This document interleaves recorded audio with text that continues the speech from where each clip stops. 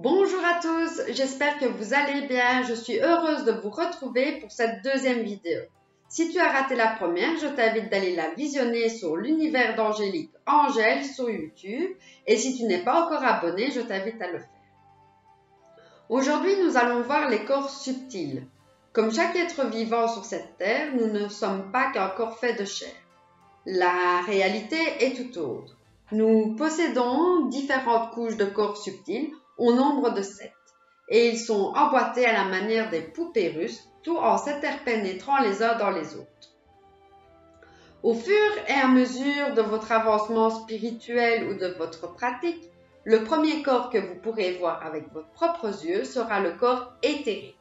Cette vision de ce corps vous confortera dans l'idée qu'il y a bien plus qu'un corps physique.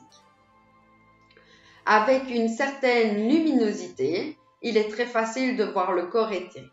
En déplaçant son bras vers le haut ou le bas dans un geste semi-rapide, tout en regardant dans le vide, vous pourrez voir une sorte de deuxième corps se déplacer plus lentement.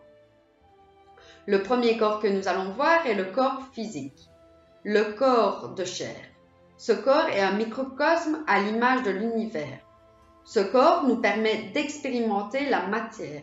Il est important de s'en occuper car c'est notre véhicule. Le deuxième corps est le corps éthérique, aussi appelé corps vital.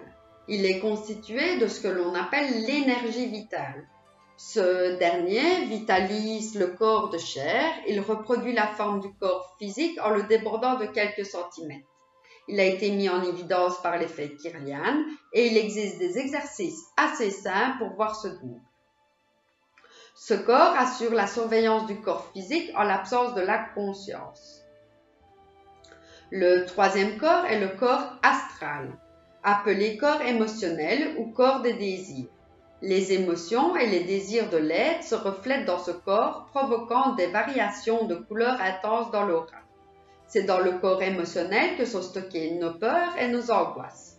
C'est aussi grâce à ce corps que nous nous déplaçons dans nos rêves. Nous allons voir maintenant le quatrième corps qui est le corps mental. Le corps mental qui est le siège du raisonnement, de nos pensées et de notre imagination. On va trouver au niveau de ce corps les formes d'obsession et les troubles du conscient et de l'inconscient. Le cinquième corps est le corps causal. Ce corps persiste au travers de nombreuses incarnations. Il est le réceptacle de toutes les expériences vécues au cours de nos vies antérieures. Le corps causal est le corps de l'âme. Son rayonnement n'est visible que si l'être humain a réalisé le niveau de maîtrise de la causalité de son existence, c'est-à-dire le contrôle des enchaînements de cause à effet que les hindous appellent le karma. Le sixième corps est le corps bouddhique. Le corps bouddhique est le corps de la connaissance. Il est la synthèse de tous les autres corps subtils. Rares sont les personnes y en ayant accès. Le septième et dernier corps est le corps divin, appelé aussi corps atmique.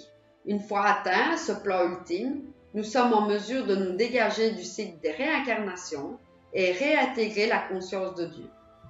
J'espère que ces éclaircissements vont vous aider sur votre chemin de vie.